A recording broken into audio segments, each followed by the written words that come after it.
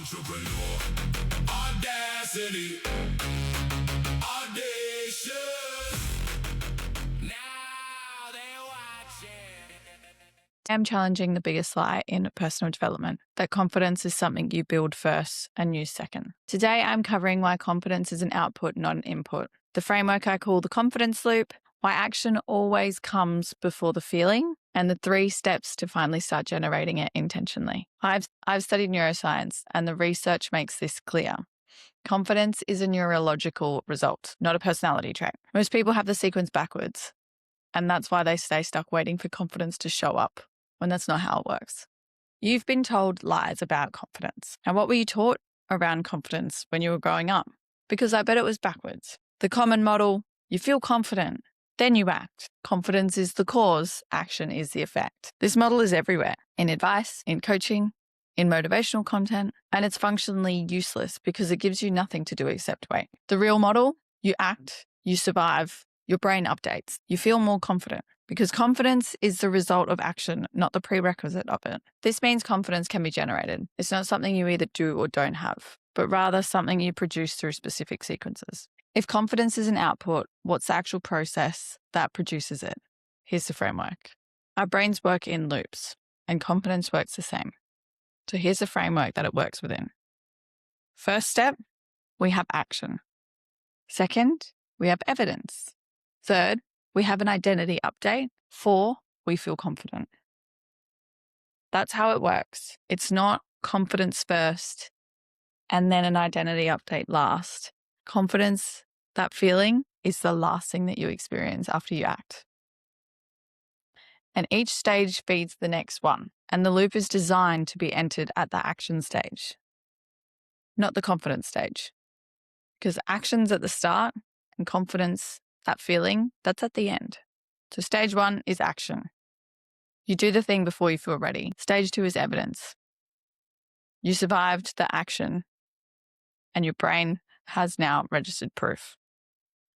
Stage 3, identity update. Your self-concept adjusts. Maybe I am someone who could do this, it thinks. Stage 4, confidence.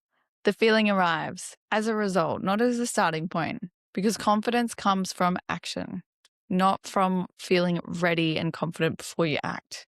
I know what you're thinking. If the loop is that simple, why does it break down? Why doesn't it always work?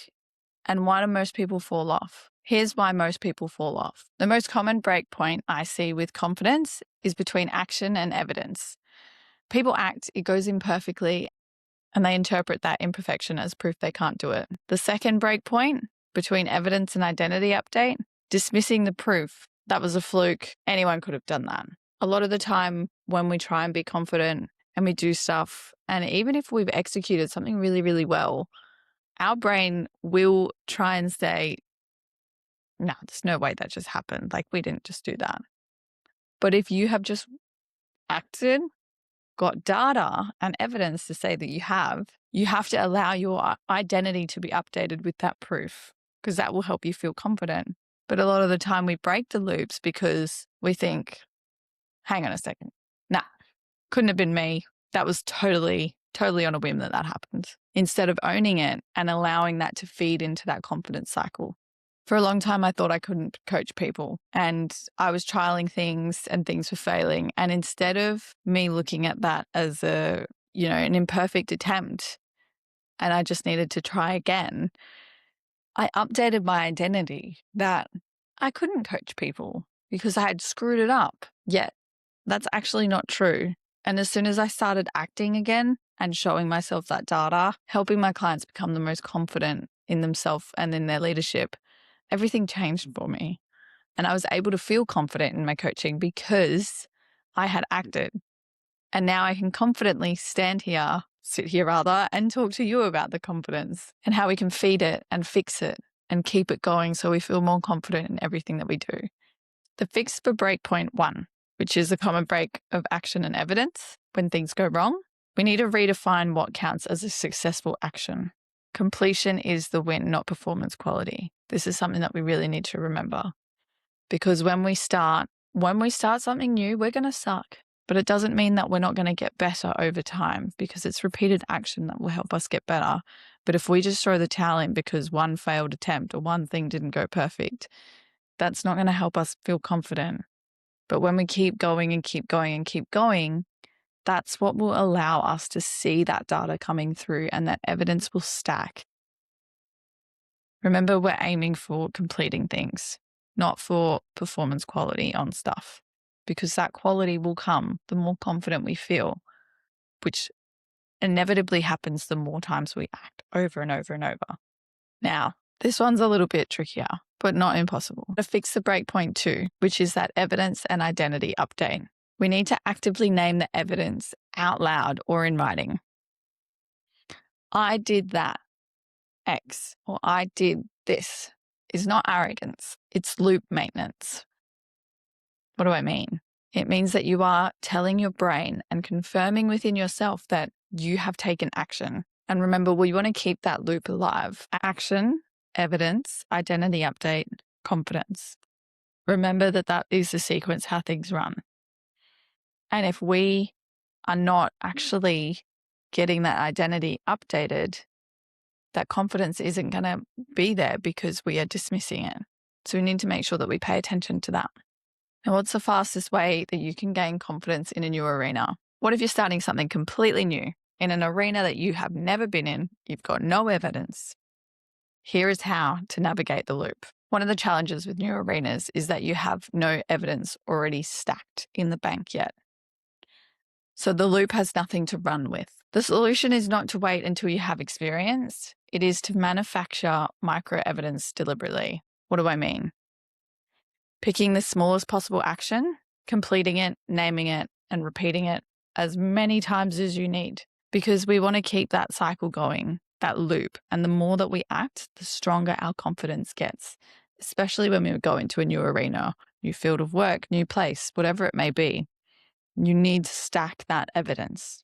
There's a micro evidence strategy. You can break down the actions that you need to take into the smallest possible version that you can take day to day, and then complete each one.